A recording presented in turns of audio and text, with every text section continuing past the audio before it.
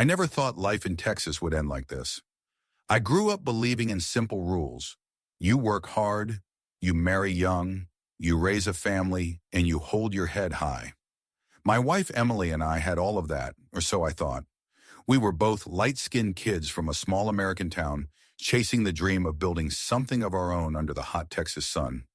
We had 4 boys, strong, wild, loud, always running barefoot through the dust, always wrestling in the backyard until Emily yelled, "Dinner!" From the outside, we looked perfect. A big family, a nice house, a steady job for me. But life has a way of hiding cracks until the whole thing collapses. It started with whispers. "Your wife's been spending a lot of time in town," a buddy told me at work, "with the men at the cantina." I laughed it off at first. Emily was friendly. She talked to everyone. But then I noticed things. The way she dressed when I wasn't home. The nights she said she was visiting her cousin. The looks people gave me at church. And then there were the boys. All 4 of them. Dark-skinned, beautiful, strong boys. But nothing like me. Nothing like Emily either. The first time the thought crossed my mind, I shoved it away. They're mine, I told myself. Blood or not, they're mine. But the truth has sharp teeth, and it bit deeper every year. One night I confronted her. "Emily," I said, standing in the kitchen while she dried dishes, "who's their father?" She froze, the plate in her hand slipping just slightly. "What are you talking about?" "You know damn well," I snapped. "Our boys don't look like me. Or you." She turned, her eyes flashing with anger instead of guilt. "So what? They're ours. I carried them. I raised them. Does it matter whose blood runs in their veins?" "It matters," I said quietly, "because you lied to me. You lied to them." It came out slowly, like poison dripping from a wound. She had been with men from town, Mexican farmhands, men she met at the market, strangers passing through. "It was never about love," she told me. "It was about fire, about feeling alive in ways you never gave me." I felt the floor drop beneath me. "And what about me? What about the vows we made?" She looked at me coldly. "You were safe, but I wanted more." The hardest part wasn't her betrayal. It was looking at the boys, my boys, and wondering who they really belonged to. Yet every time they ran to me yelling, "Dad," I realized blood didn't matter. They were mine. I had raised them. I had loved them. But the town didn't see it that way. At the store, I'd hear whispers. At church, I'd feel the stares.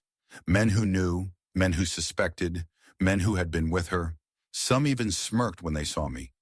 And that was the deepest cut of all, that I had become the punchline of my own life.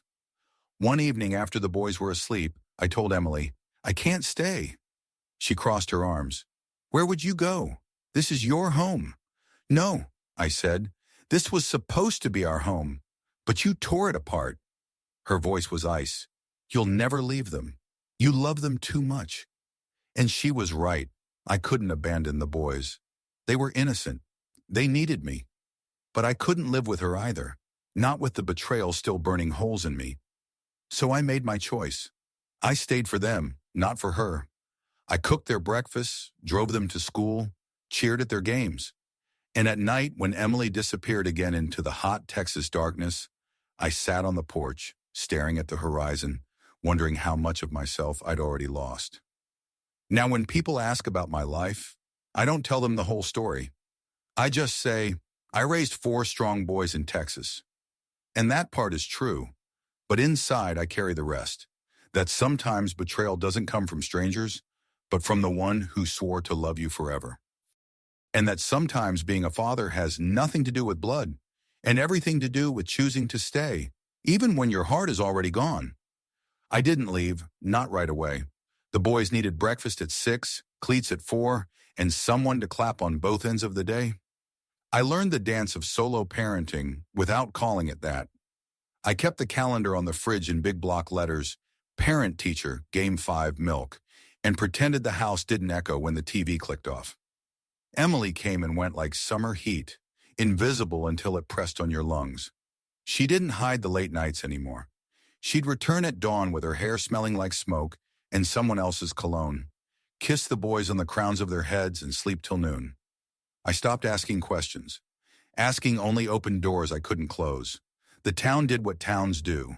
It watched. Some folks were kind in that quiet, casserole on the porch way. Others invented my story for me. At the feed store, a man said, "You're a better man than me," and somehow made it sound like an insult. What saved us at first was routine. Saturdays were pancakes. Wednesdays were spaghetti. On good weeks, we got both right. On bad weeks, the smoke alarm played backup.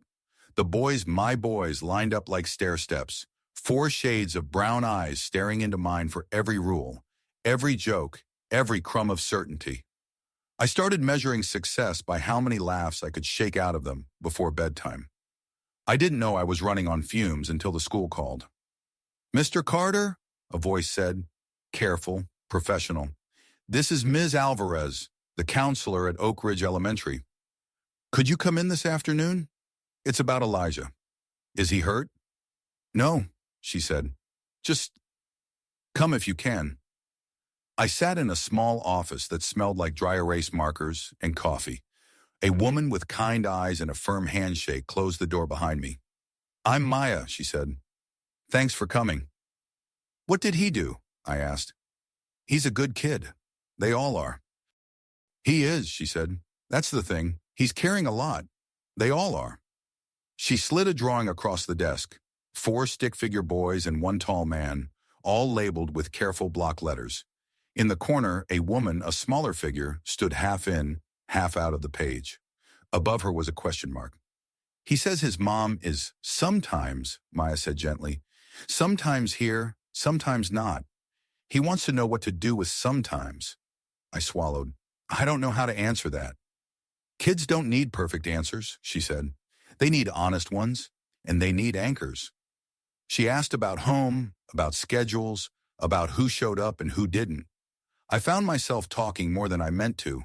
How I'd stayed, how I was tired, how I was angry and didn't want anger to be the language my boys learned first. Maya listened like it was her only job.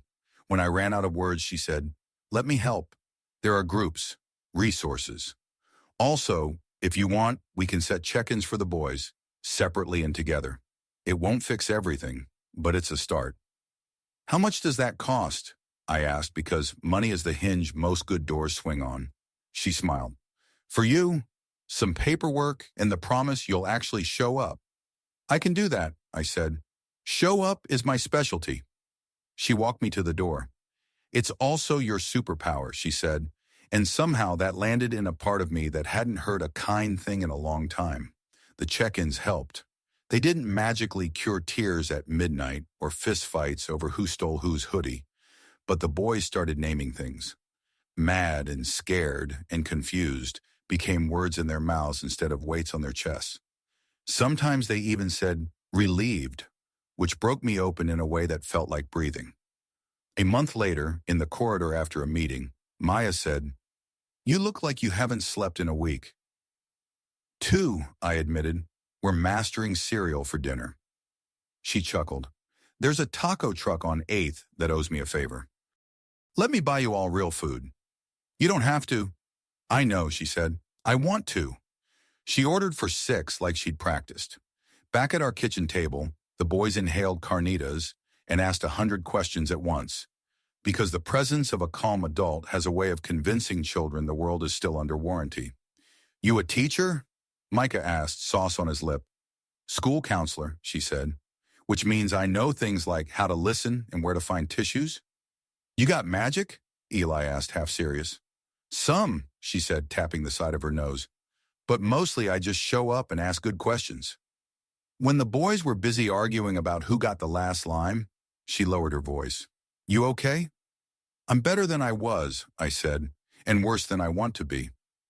"That's called being alive," she said. 10 out of 10 would recommend. She stayed long enough to help load the dishwasher and learn our dog's terrible name. Nacho, long story. When she left, the house felt warmer, like someone had opened a window on purpose.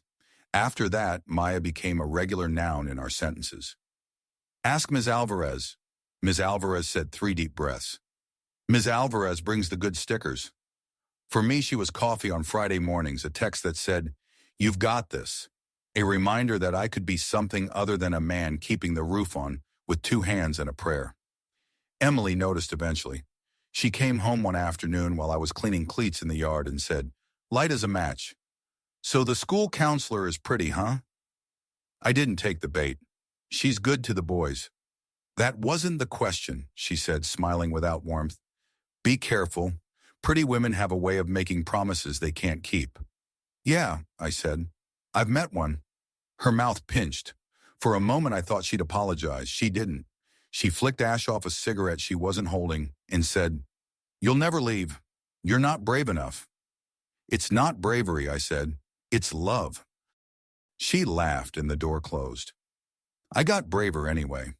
With a legal aid clinic Maya recommended, I filed for separation custody, schedules, the boring paperwork that turns chaos into something the courts can recognize. Emily didn't fight it at first. When she did, it came sideways. Missed pickups, last-minute demands, a showy speech in front of a judge about motherhood and forgiveness. The judge glanced at attendance logs, at school reports, at my calloused hands, and gave us a plan with more structure than romance.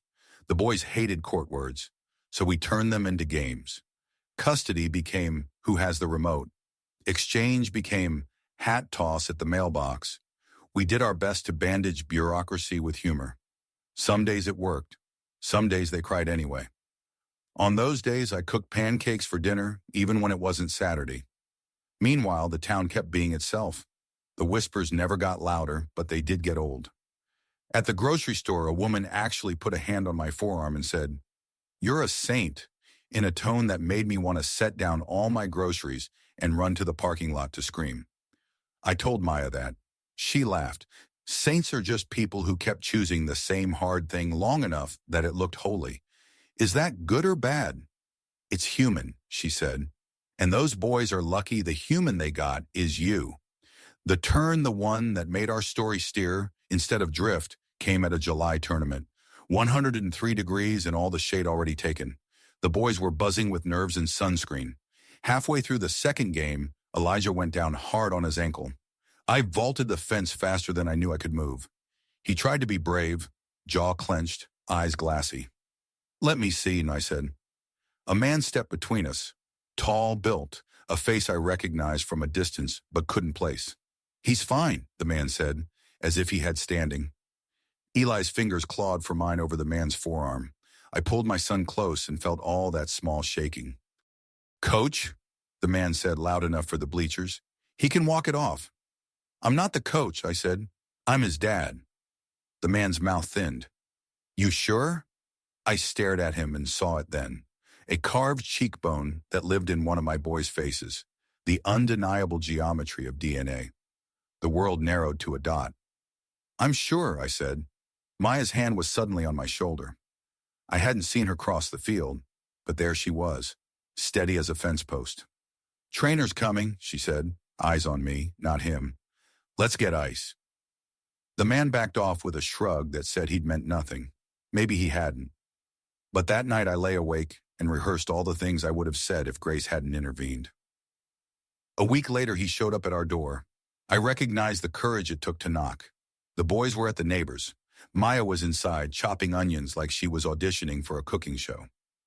"I'm Luis," he said, capping his hands. "I think," he cleared his throat, "I think I might be.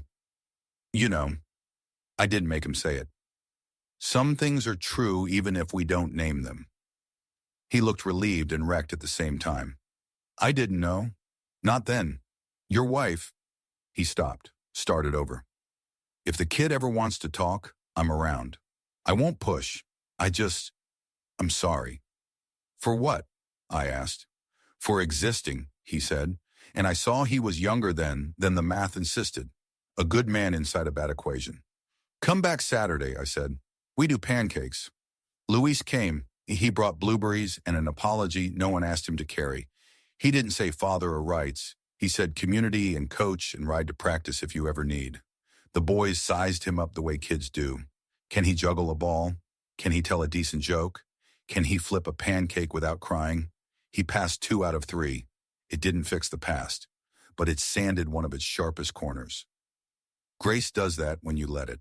Meanwhile, Maya and I did what people do when they're not trying to name it. We fell in. It wasn't dramatic. There were no fireworks beyond the July ones. It was grocery list with two handwritings, her shoes by the door, my spare hoodie in her back seat. It was the night Micah got stage fright at the spring concert, and she knelt in the aisle, held his face in both hands and said, "The trick to singing is pretending you're telling a secret to the nicest person in the room. Then pick me." Afterward, he said, "I think Ms. Alvarez is the nicest person in every room." And I thought, same kid. I resisted the word family because I was scared of jinxes. She never pressed. She only kept showing up, superpower blazing. Then one afternoon I found a post-it on the fridge in her looping script. "We're allowed to be happy without apologizing for it." I took a picture with my phone and looked at it whenever shame tried to turn the volume back up. Emily drifted farther. There were weeks the boys didn't see her, and weeks she appeared with gifts that tried to substitute for time. When she did come, she sometimes glanced at Maya's car and delivered a line meant to sting. Most missed. Some didn't. On the worst evening, she said to our oldest, "So you call her mom now?" With a theatrical laugh that dared him to say yes or no without bleeding. He said, brave and shaking, "I call her Maya, but she shows up." I wanted to cheer and throw up at the same time. After the door closed, he cried into my shirt hard enough to bruise. Maya made tea we didn't drink and sat with us on the kitchen floor like it was a pew. The boys kept growing. Voices lowered, shoes got bigger, appetites became Bible-level miracles. We survived algebra with a group text and a lot of prayer. We instituted Sunday dinners, phones in a basket. Everyone says one good thing and one hard thing. Some weeks the good thing was there were churros in the cafeteria. Some weeks the hard thing was I miss mom, and we let it be true without fixing it. My favorite night was stupid and perfect. The power went out in a storm, and we played spades by flashlight. Maya wore my ball cap backwards and pretended she didn't understand the rules so she could win by accident. At some point, the youngest fell asleep with his head in her lap, and I looked across the cards and thought, oh, we live here now. So I did what you do when you realize your life arrived while you were trying to read the manual. I went to the river with a ring in my pocket and practiced asking out loud. The water didn't answer, but it didn't laugh either, which was enough blessing for a man like me. I asked on a Tuesday because I didn't want the calendar bossing me around. The boys were, mysteriously, at a friend's. I later learned everyone in 3 zip codes had been conspiring for weeks. I made her tacos with too much lime and not enough patience. When she reached for a napkin, the ring box was underneath. She looked at it like it might sprout legs. "Is this a metaphor?" "It's a question," I said. "You already know the answer I'm hoping for." Her smile started before the lid was open. I didn't get through my whole speech, the part about how she taught my house to breathe and my boys to name their weather, before she was nodding, tearful and laughing, saying, "Yes, obviously, yes. Did you think I was going to audit this class without enrolling?" The boys burst in 20 seconds later, wearing dollar store bow ties and throwing confetti they would absolutely not help clean up. Louis dropped off a cake shaped like a soccer ball and pretended it was heavy so 2 kids would help him carry it. The neighbor played at last on a Bluetooth speaker at a volume that made the dog howl. I don't remember much after that except the feeling you get when the load you've been carrying quietly unhooks itself and stands beside you as a friend. We married in the park under a live oak that had seen more vows than any courthouse. I wore a suit that made me feel like a new chapter. Maya wore a dress that made the wind reconsider its priorities. The boys walked her down the path in pairs, 4 hands steadying the future. I said, "I do." She said, "I will." The officiant, who also coached JV baseball, said, "You may kiss your teammate," and I did, and the world kept not ending. After, someone's auntie fed us until it was technically illegal. Friends told stories that began with, "Remember when," and ended with, "We're so proud of you." Even a few from the old church in Kansas sent notes that said, in their own language, "Look at you choosing joy." A year later, we signed papers that made a thing the law had been slow to recognize: step-parent adoption. The clerk read names I already knew by heart, and each boy said, "Yes," with a voice that had learned how. We took a photo on the courthouse steps that I keep on my nightstand. When the house is too quiet, I look at it and hear the noise again. Emily came by sometimes after that. Some visits were fine, some were film reels of why the past stayed the past. Once, out of nowhere, she said to me on the porch, "I never thought you'd build a life without me." I almost replied, "Me neither," but caught myself. Mercy is just the discipline of the tongue. I said, "The boys needed one." She nodded like the wind had made that point first. Texas kept being Texas heat that pinned you to the earth, skies that made you remember your size.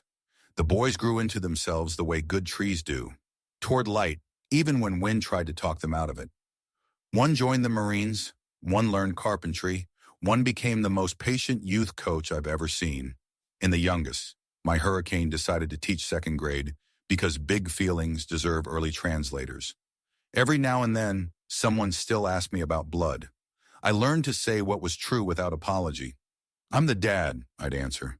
"DNA can be evidence. It's not the verdict." If they didn't understand, that was between them and whatever story they needed to feel taller. As for me and Maya, we kept practicing. Some days we argued like amateurs, some days we forgave like pros. We kissed in the kitchen because superstition said if you kiss where food is made, hunger gets confused and leaves you alone. We fought fear with lists and faith with action. We put our names on the dog's vet form and the electric bill and every clipboard life handed us. Once, on a night that smelled like rain and cut grass, my oldest stood next to me in the yard, hands on his hips, surveying the ridiculous string lights I'd hung at a questionable height. "You did good, Dad," he said. "With the lights?" I joked. "With all of it," he said, and my throat did that thing where it forgets how to be a throat. I still think about Kansas. I still think about the boy I was on that porch, dust in his lungs and a ring on his finger he didn't know how to defend. If I could, I'd sit beside him and say, "You're going to live through this. You're going to become the man those boys need. And one day you're going to stand in a kitchen laughing with the kind of woman who turns showing up into art." He wouldn't believe me, but he'd like the sound of the story. On our 10th anniversary, Maya handed me a photo book the boys had made, pancakes and paper crowns, muddy cleats and court steps, birthdays and Tuesday nights, the sacred common. On the last page they'd written, in 4 handwritings that had learned themselves, "Thanks for choosing us over and over until we could choose ourselves." I took the book to the porch at dusk. The horizon wore that old Kansas gold, but it didn't make me hurt anymore. It made me grateful. When Maya sat beside me, I leaned my head on hers. "Do you ever think," she said, "that the miracle wasn't escaping a bad chapter, but surviving long enough to write a better one?" "Yeah," I said, "and that the twist everyone's waiting for is just staying." We were quiet a while, listening to the house breathe, the dogs snore, the world get dark without giving up.